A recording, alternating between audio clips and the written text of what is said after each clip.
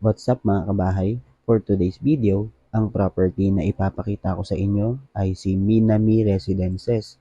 Ang unit na ito ay located sa Barangay Santiago, General Trias, Cavite. Ito po si Hana Model Unit. Si Hana po ay quadruplex, ibig sabihin lahat po ng unit dito ay corner lot. Ang floor area naman ng bahay na ito ay 54 square meter at may lot area na 80 square meter. Meron po itong 3 bedrooms, 2 toilet and bath, isa sa itaas at isa rin sa ibaba. Kung makikita nyo sa video, ganitong ganito rin po ang magiging unit nyo once na ma-turnover na po ang property sa inyo. Ang property po na ito ay pwede sa bank financing at in-house financing. Magbibigay na lang po ako ng sample computation para magka-idea kayo sa pricing ng property na to. Ang total contract price po ng unit na to ay 4 million or 4M. Ang reservation fee naman sa unit na to ay 25,000.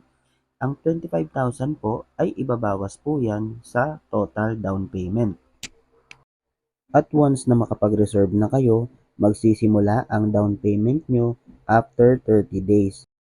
Ang monthly down payment mo ay 24,323.33 cents sa loob ng 24 months. At kung ang down payment ay natapos na sa loob ng 24 months, tayo po ay stop payment muna dahil maghihintay muna tayo ng loan approval sa bank. At kapag po ang loan natin ay na-approve na sa bank or in-house, tayo po ay magkakaroon na ng schedule for turnover ng unit. At doon na rin po magsisimula ang monthly amortization na nagkakahalaga na 33,000 for 15 years. At kung 10 years naman, 42,000. Inuulit ko po, pwedeng-pwede ito sa OFW, seaman, locally employed, at yung may business. Yung sa may business po, kailangan po complete permit po ang inyong business.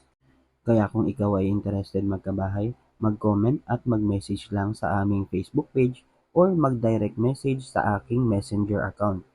At baka malay nyo, kami na pala yung tamang tao na makakatulong para makamit nyo ang inyong dream house. This is Homer Odarbe po from BA Domingo Realty. Tara, magkabahay na!